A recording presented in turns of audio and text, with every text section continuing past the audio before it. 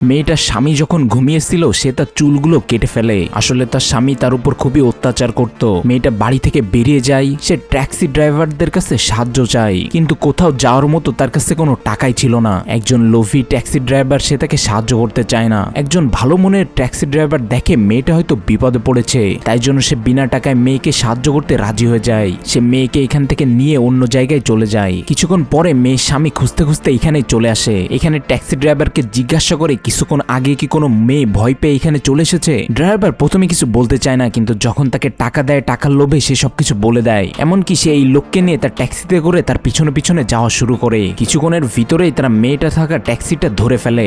তখন এই ভালো ট্যাক্সি ড্রাইভার মেয়েটাকে নিয়ে যেতে দেয় না।